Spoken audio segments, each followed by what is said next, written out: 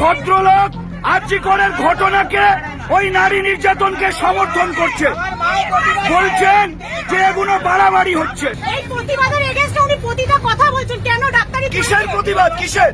এই আমাদের যে নারী নির্যাতনের এই যে আরজি করের ঘটনা নিয়ে কেন পড়াশোনা করেছে ডাক্তারি, সরকারের পয়সায় কেন করেছে উনি এসব কে বলছে? কে? এই বলছে ফেসবুকে। এই দেখুন, এই ভদ্রলোকের মুখ দেখুন, এই দেখুন, এই দেখুন, দেখুন, দেখুন, তিনি আরজি করের ঘটনার এই দেখুন, এই দেখুন, এই দেখুন,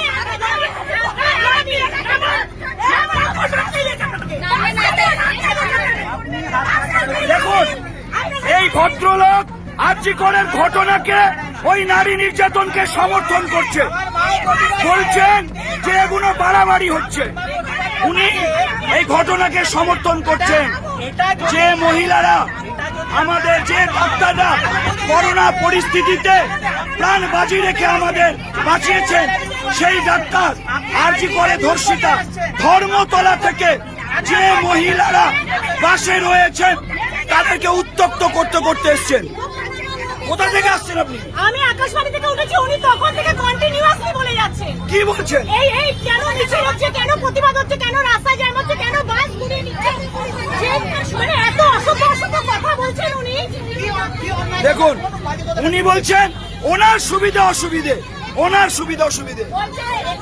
এরকম ডাক্তারদের ছিল যখন সরকারি পয়সা ফ্রিতে পড়াশোনা করছে তখন মনে ছিল না। এই ধরনের বলছে। দেখুন, দেখুন,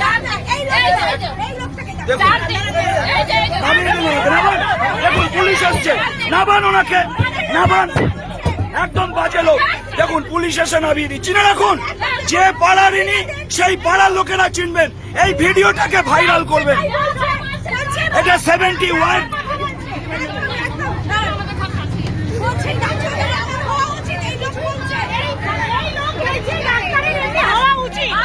আমি শুনুন,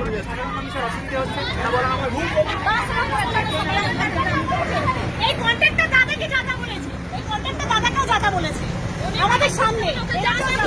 বলছে সরকারি পয়সায় করেছে, ডাক্তারের হওয়া উচিত। ধর্মতলা থেকে প্রতিটা মহিলাকে উত্তক্ত করতে করতে আসছে। এই দেখুন, মহিলাদের গালাগালি করছে উনি। বলবো যে এরকম জিনিসটা হচ্ছে প্রতিদিন।